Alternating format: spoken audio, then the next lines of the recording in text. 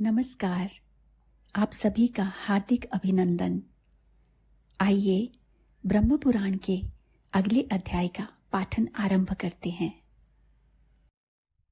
तपस तीर्थ, इंद्र तीर्थ और वृषाकपि एवं अब्जक तीर्थ की महिमा। ब्रह्मा जी कहते हैं, तपस तीर्थ बहुत बड़ा तीर्थ है। वह तपस्या की वृद्धि करने वाला, समस्त अभिलषित वस्तुओं का दाता, पवित्र तथा पितरों की प्रसन्नता को बढ़ाने वाला है। उस तीर्थ में जो पाप नाशक घटना घटी है उसे बतलाता हूँ, सुनो। ऋषियों में अग्नि और जल की श्रेष्ठता को लेकर परस्पर संवाद हुआ। एक पक्ष कहता था जल श्रेष्ठ है और दूसरे पक्ष के लोग अग्नि की श्रेष्ठता का प्रतिपादन करते थे।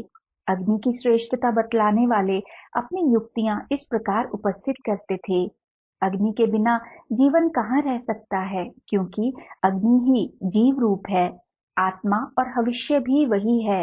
अग्नि से ही समस्त जगत की उत्पत्ति होती है। अग्नि ने समस्त विश्व को धारण कर रखा है। अग्नि ही ज्योतिर्मय जगत है। अतः अग्नि से बढ़कर दूसरा कोई भी अत्यंत पावन देवता नहीं है। अग्नि को ही अंत ज्योति तथा परम ज्योति कहते हैं। अग्नि के बिना कोई भी वस्तु नहीं है। यह त्रिलोकी अग्नि का धाम है। इसलिए 5 भूतों में अग्नि से श्रेष्ठ दूसरा कोई नहीं है। नारी की योनि में पुरुष जो वीर्य स्थापित करता है, उसमें जो देह आदि के निर्माण की शक्ति होती है, वह सब अग्नि की ही है। अग्नि देवताओं का मुख है, अतः उससे बड़ा कुछ भी नहीं है। दूसरे वेदवादी पुरुष जल को श्रेष्ठ मानते हैं। उनका कहना है कि जल से ही अन्न की उत्पत्ति होती है तथा जल से ही मनुष्य शुद्ध होता है। जल ने ही सबको धारण कर रखा है, अतः जल को माता माना गया है। पुराण वेत्ताओं का कथन है कि जल ही तीनों लोकों का जीवन है। जल से ही अमृत उत्पन्न हुआ है और जल से ही औषधियां होती हैं। इस प्रकार एक पक्ष अग्नि को श्रेष्ठ कहता था और दूसरा पक्ष जल को। यूं ही मीमांसा करते हुए एक दूसरे के विरुद्ध तर्क उपस्थित करने वाले वेदवादी ऋषि मेरे पास आकर बोले, भगवान, आप तीनों लोकों के प्रभु हैं, बतलाइए अग्नि श्रेष्ठ है या जल। मैंने कहा, दोनों ही इस जगत में परम पूजनीय हैं। दोनों से जगत उत्पन्न होता है। दोनों से हव्य कव्य और अमृत का प्राकट्य होता है। दोनों से ही जीवन है। दोनों ही शरीर को धारण करने वाले हैं। इनमें परस्पर कोई विशेषता नहीं है। दोनों समान रूप से ही श्रेष्ठ माने जाते हैं। मेरे कथन से यह बात सिद्ध हुई कि दोनों ही श्रेष्ठ हैं, कोई एक नहीं। परंतु वे ऋषि ऐसा ही मानते थे कि इन दोनों में से एक ही श्रेष्ठ है, अतः उन्हें मेरी बातों से संतोष नहीं हुआ। तब वे क्षीर सागर में शयन करने वाले शंख चक्र गदाधारी भगवान विष्णु के पास गए और नाना प्रकार के स्तोत्रों से उनकी स्तुति करने लगे। ऋषि बोले, जो भविष्य में होने वाला है, जो जन्म ले चुका है तथा जो अभी गुहा गर्भ में प्रविष्ट हुआ है, उस संपूर्ण भुवन को जो सदा अपनी ज्ञान दृष्टि में रखते हैं, यह चित्र विचित्र रूपों वाली समस्त त्रिलोकी की अंत में जिनके भीतर लीन होती है, जिन्हें मैं ऋषिगण अक्षर, सनातन, अप्रमेय तथा वेद वेद बतलाते हैं, जिनकी शरण में गए हुए प्राणी अपने अभीष्ट पदार्थ को प्राप्त कर लेते हैं, उन परमार्थ वस्तु रूप परमेश्वर की हम शरण लेते हैं। जगत निवास महाभूत में जगत में जो भूत सबसे प्रधान और श्री विष्णु का स्वरूप है, जिसे योगी भी नहीं जान पाते, उसी का प्रतिपादन करने के लिए ये महर्षि गण यहाँ आए हुए हैं। आप यहाँ सत्य को प्रकट कर दें। जगदीश्वर, आप संपूर्ण देहधारियों के अंतरात्मा हैं। आप ही सब कुछ हैं। आप में ही यह संपूर्ण जगत स्थित है। तथापि कितने आश्चर्य की बात है कि प्रकृति से प्रभावित होने के कारण कोई कहीं भी आपकी सत्ता का अनुभव नहीं करते।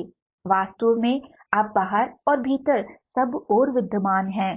संपूर्ण विश्व के रूप में आप ही सब ओर उपलब्ध हो रहे हैं।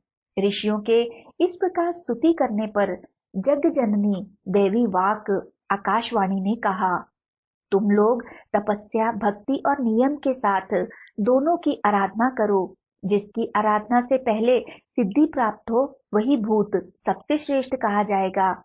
बहुत अच्छा कहकर संपूर्ण लोकमान्य महर्षि वहां से चल दिए।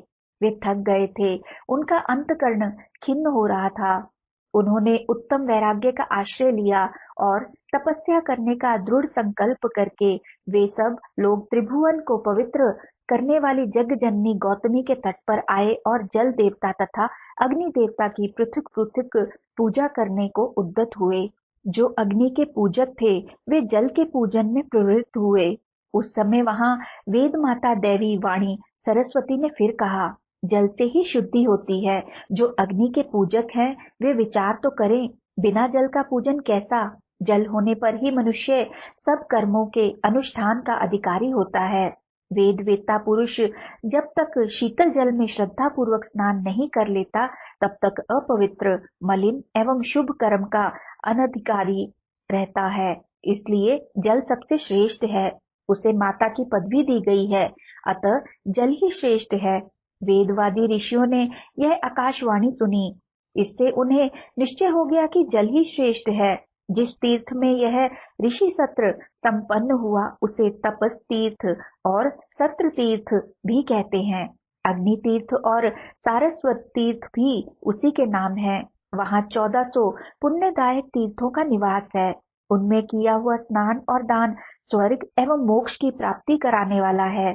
जहाँ आकाशवाणी ने ऋषियों का संदेह निवारण किया था, वहां सरस्वती नाम की नदी प्रकट हुई जो गंगा में मिली है। सरस्वती और गंगा के संगम का महात्म्य बतलाने में कौन मनुष्य समर्थ हो सकता है? गौतमी तट पर इंद्र तीर्थ के नाम से जो प्रसिद्ध तीर्थ है वही वृषाकपि तीर्थ भी है। उसे ही फेना संगम, हनुमत तीर्थ तथा अपचक तीर्थ भी कहते हैं।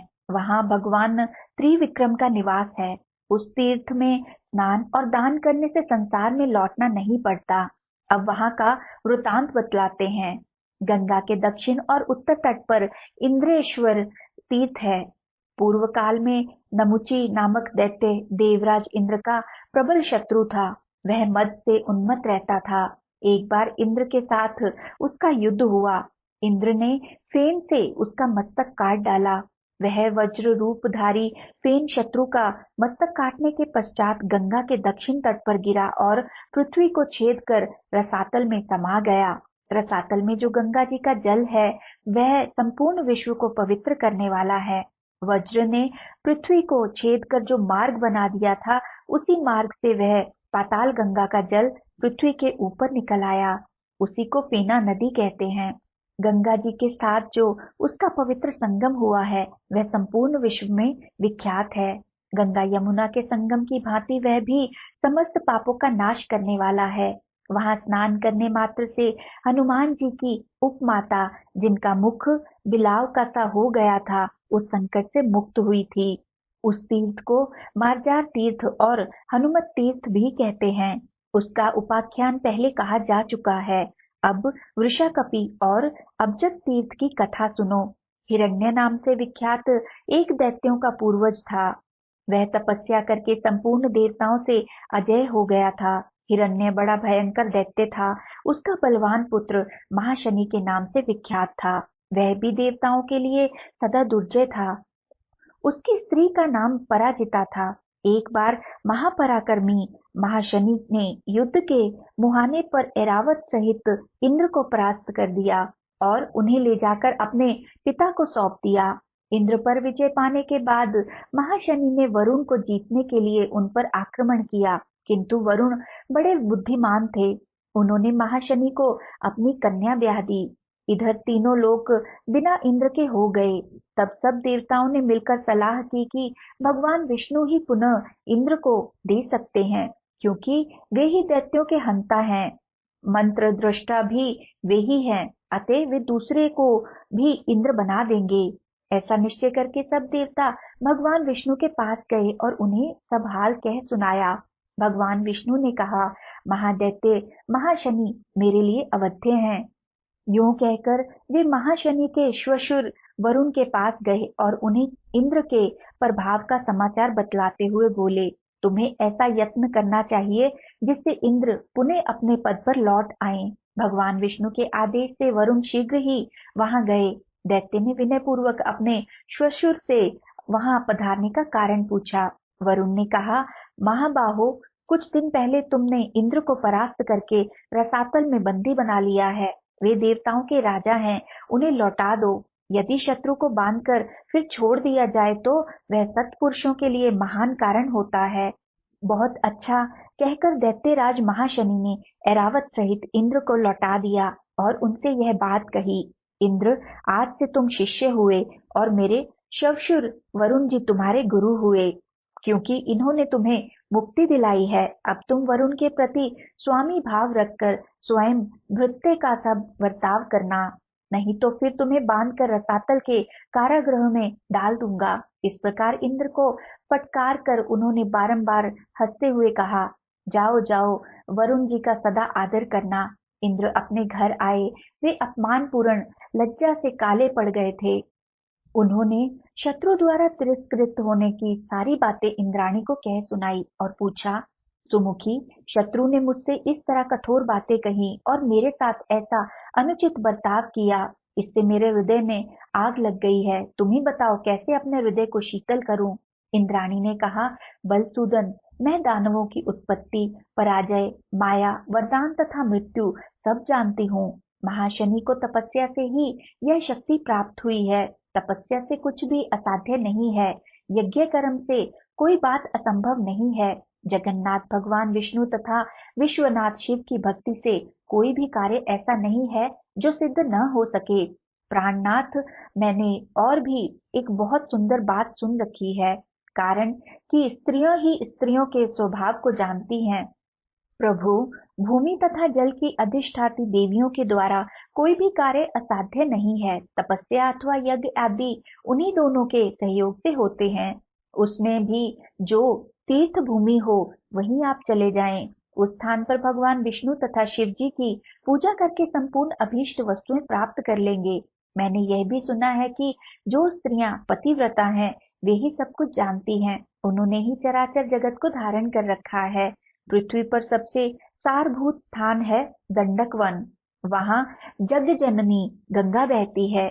वहीं चलकर आप दीन दुखियों की पीड़ा दूर करने वाले जगदीश्वर श्री विष्णु अथवा शिव की आराधना करें। दुख के समुद्र में डूबने वाले अनाथ मनुष्यों को श्री शिव तथा श्री विष्णु अथवा गंगा के सिवा दूसरा कोई कहीं भी शरण देने वाला नहीं है। अतः एकाग्रचित होकर पूर्ण प्रयत्न करके आप इनको संतुष्ट करें। मेरे साथ रहकर भक्ति स्तोत्र तथा तपस्या के द्वारा इनकी आराधना करें।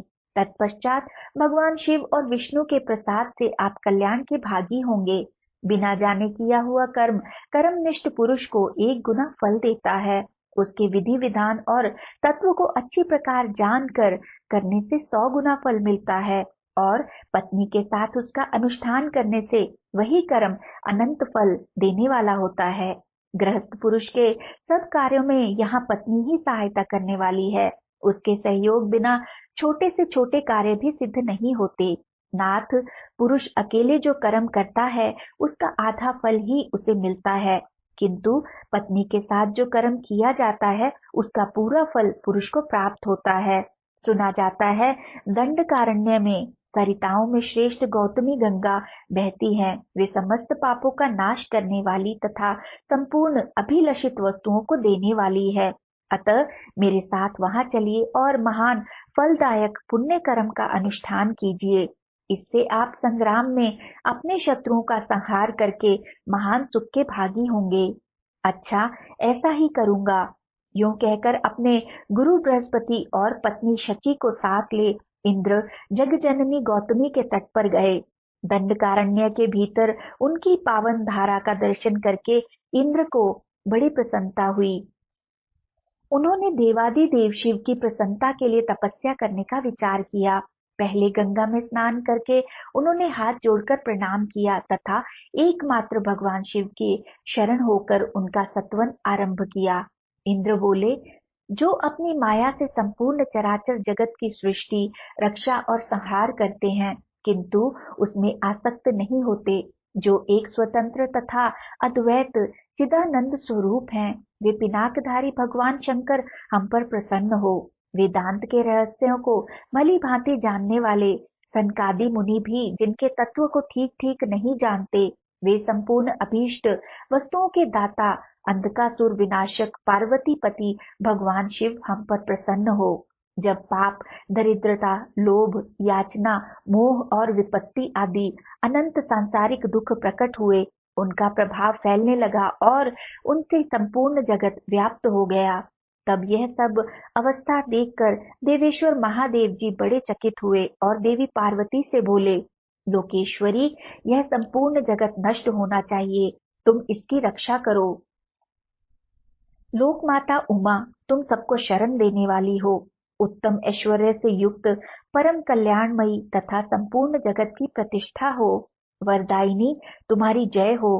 तुम भोग, समाधि, परम मुक्ति, स्वाहा, स्वधा, स्वस्ति, अनादि सिद्धि, वाणी, बुद्धि तथा अजर अमर हो। मेरी आज्ञा के अनुसार तीनों लोकों में विद्या आदि रूप से तुम रक्षा करती हो। तुमने ही प्रकृति रूप से इस विचित्र त्रिलोकी की सृष्टि की है। शंकर जी के यूं कहने पर उनकी प्राण वल्लभा भगवती उमा उनका आलिंगन करके प्रेम लाभ करने लगी और थककर भगवान के आधे शरीर में लग गई तथा अपने हाथ की अंगुलियों से पसीने का जल पोंछकर फेंका। उस जल से पहले धर्म का प्रादुर्भाव हुआ, उसके बाद लक्ष्मी प्रकट हुई, फिर दान, उत्तम वृष्टि, सत्व, सरोवर, धान्य, पुष्प, फल, शस्त्र, शास्त्र, ग्रहोपयोगी अस्त्र, तीर्थ, वन तथा चराचर जगत का अविभार्व हुआ। देवी, यह सब पाप रहित सृष्टि थी। भगवती उमा, तुम्हारे प्रभाव से संसार में प्रचुर सुख की वृद्धि हुई। सदा सब और मंगलमय कृत्य शोभा पाने लगे। जगदम्ब, तुम संपूर्ण जगत की स्वामिनी हो और हम भय से डरे हुए हैं, अतः तुम हमारी रक्षा करो। कोई तर्क करते करते मोहित हो जाते हैं और कोई उसी में लीन रहते हैं, परंतु हम तो शिव और शक्ति के सुंदर अद्वैत रूप को सर्वदा नमस्कार करते हैं। इस प्रकार स्तुति करने वाले इंद्र के समक्ष भगवान शंकर प्रकट हुए और बोले, देवराज, तुम क्या चाहते हो? अपना अभीष्ट मनोरथ कहो। इंद्र ने कहा, भगवान, मेरा बलवान शत्रु महाशनि, जो देखने में वज्र के समान भयंकर है, मुझे बांधकर रसातल ले गया था। वहां उसने अनेक बार मेरा तिरस्कार किया और वचन रूपी बाणों से बीनता रहा। मेरा यह प्रयत्न उसी का वध करने के लिए है। आप मुझे वह शक्ति प्रदान कीजिए जिससे शत्रु का नाश कर सकूं। जिसने मेरा अपमान किया है, उसका नाश करने पर ही मैं अपना नया जन्म मानूंगा। विजय और लक्ष्मी की अपेक्षा कीर्ति ही श्रेष्ठ है। यह सुनकर शिव ने इंद्र से कहा, अकेले मेरे द्वारा तुम्हारे शत्रु का वध नहीं हो सकता, अतः तुम अविनाशी भगवान जनार्दन की भी आराधना करो। शची भी ऐसा ही करें। भगवान नारायण तीनों लोकों के एकमात्र आश्रय हैं, उनकी अनन्य चित्त से उपासना करो। भगवान शिव की आज्ञा से इंद्र गंगा जी के दक्षिण तट पर मुनीश्वर आपस स्तंभ के पास गए और उनको साथ लेकर फेना तथा गंगा के पवित्र संगम पर भांति भांति के वैदिक मंत्रों एवं तपस्या के द्वारा भगवान जनार्दन की स्तुति करने लगे। उनकी स्तुति से भगवान विष्णु को बड़ी प्रसन्नता हुई और वे प्रत्यक्ष प्रकट होकर बोले, इंद्र, तुम्हें क्या वरदान दूं? वे बोले, मुझे एक ऐसा वीर दीजिए जो मेरे शत्रु का वध कर सके। भगवान ने कह दिया, दे दिया। फिर तो शिव, गंगा तथा विष्णु के प्रसाद से जल के भीतर से एक पुरुष प्रकट हुआ। उसने भगवान शिव और विष्णु दोनों के स्वरूप धारण किए थे। उसके हाथ में चक्र भी था और त्रिशूल भी। उसने रसातल में जाकर इंद्र शत्रु महाशनि का वध किया। उसका नाम अब्जक और वृषाकपि हुआ। वह इंद्र का सखा बन गया। इंद्र स्वर्ग में रहते हुए भी प्रतिदिन वृषाकपि के पास आते थे। उन्हें अन्यत्र आसक्त देख शची के हृदय में प्रणय कोप का उदय हुआ। तब इंद्र ने हंसकर उन्हें सांत्वना देते हुए कहा, प्रिय, मैं अपने शरीर की शपथ खाकर कहता हूँ, मित्रवर, वृषाकपि के सिवा और किसी के घर नहीं जाता, अतः तुम्हें मुझ पर संदेह नहीं करना चाहिए। तुम पतिव्रता और मेरी प्रियतमा हो। धर्म करने तथा उचित सलाह देने में मेरी सदा सहायता करती हो। साथ ही संतानवती और कुलीन भी हो। फिर तुम्हारे सिवा दूसरी कौन स्त्री मेरी प्रियतमा हो सकती है? तुम्हारे ही उपदेश से मैं महानदी गौतमी गंगा के तट पर गया और वहां भगवान विष्णु, शिव तथा मित्र वृषाकपि के प्रसाद से दुख सागर के पार हुआ और अब यहाँ राज्य से च्युत न होने वाला इंद्र हूँ। यह सब तुम्हारे सहयोग का फल है। जहाँ स्वामी के चित्त का अनुसरण करने वाली पतिव्रता स्त्री हो, वहाँ कौन सा कार्य असाध्य है। वहाँ तो मोक्ष भी दुर्लभ नहीं है, फिर अर्थ काम आदि की तो बात ही क्या है। पत्नी भी परम मित्र है, वह लोक और परलोक दोनों में हितकारिणी होती है। पत्नी भी यदि कुलीन, प्रिय बोलने वाली, पतिव्रता, रूपवती, गुणवती तथा संपत्ति और विपत्ति में समान रूप के साथ देने वाली हो, तो उसके द्वारा इस त्रिलोक में कुछ भी असाध्य नहीं है। प्रिय, तुम्हारी बुद्धि से ही मुझे यह मंगलमय अवसर प्राप्त हुआ है। अब तो तुम जो कहो वही मुझे करना है और कुछ नहीं। परलोक और धर्म के लिए उत्तम पुत्र के समान कोई सहायक नहीं है। संकट में पड़े हुए पुरुष के लिए स्त्री के समान दूसरी कोई औषधि नहीं है। निःश्रेयस पद की प्राप्ति तथा पाप से मुक्ति कराने के लिए गंगा के समान कोई नदी नहीं है। धर्म, अर्थ, काम और मोक्ष की सिद्धि तथा पाप से छुटकारा पाने के लिए श्री शिव और श्री विष्णु के एक तत्व ज्ञान से बढ़कर दूसरा कोई साधन नहीं है। पतिव्रते, तुम्हारी बुद्धि से तथा श्री शिव, श्री विष्णु और गंगा के प्रसाद से मुझे यह सब अभीष्ट वस्तु प्राप्त हुई है। मैं समझता हूँ कि मेरे मित्र के बल से अब यह इंद्रपद स्थिर रहेगा। तीर्थों में गौतमी गंगा और देवताओं में भगवान विष्णु और शिव श्रेष्ठ हैं। इन्हीं की कृपा से मुझे सब मनोवांछित वस्तुएं प्राप्त हुई हैं। यह त्रिलोक विख्यात तीर्थ मेरी प्रसन्नता को बढ़ाने वाला है। अतः मैं क्रमशः संपूर्ण देवताओं से यह प्रार्थना करता हूँ, महर्षि गण, गंगा, विष्णु तथा शिव भी मेरी प्रार्थना का अनुमोदन करे। देवताओं, गंगा के दोनों तटों पर एक ओर इंद्रेश्वर तीर्थ है और दूसरी ओर अब्जक तीर्थ। इंद्रेश्वर में भगवान शिव रहते हैं और अब्जक में साक्षात भगवान विष्णु। वे अपनी उपस्थिति से दंडक वन को पवित्र करते हैं। इनके बीच में जो जो तीर्थ हैं, वे सब पुण्यदायक हैं। उनमें स्नान करने मात्र से सबकी मुक्ति होती है। पापी पाप से मुक्त होते हैं और धर्मात्मा पुरुष अपनी 5-5 पीढ़ी के पितरों सहित परम मोक्ष के भागी होते हैं। यहाँ आकर जो लोग याचकों को तिल भर भी दान करते हैं, वह दान दाताओं के लिए अक्षय होता है तथा मनोवांछित भोग और मोक्ष प्रदान करता है। यहाँ भगवान श्री विष्णु और शिव के उपाख्यान को जानकर स्नान करने से मुक्ति प्राप्त होती है। यह उपाख्यान धन, यश, आयु, आरोग्य और पुण्य की वृद्धि करने वाला है। जो लोग इस तीर्थ के महात्म्य को सुनते और पढ़ते हैं, वे पुण्य के भागी होते हैं। उन्हें इसी जीवन में भगवान विष्णु और शिव की स्मृति प्राप्त होती है, जो समस्त पाप राशि का संहार करने वाली है तथा जिसके लिए जितेंद्रिय एवं मनोजयी मुनि भी प्रार्थना करते हैं। इंद्र के इस कथन का अनुमोदन करते हुए देवताओं और ऋषियों ने कहा, ऐसा ही होगा। आज के पाठन को यही विराम देते हैं और अगले अध्याय के पाठन के लिए आपके साथ फिर से जुड़ेंगे। तो आइए ब्रह्मा जी के इस पवित्र मंत्र से आज का समापन करते हैं। ओम ब्रह्मणे नमः। ओम ब्रह्मणे नमः। ओम ब्रह्मणे नमः। ओम ब्रह्मणे नमः। ओम ब्रह्मणे नमः। ओम ब्रह्मणे नमः। ओम ब्रह्मणे नमः। धन्यवाद।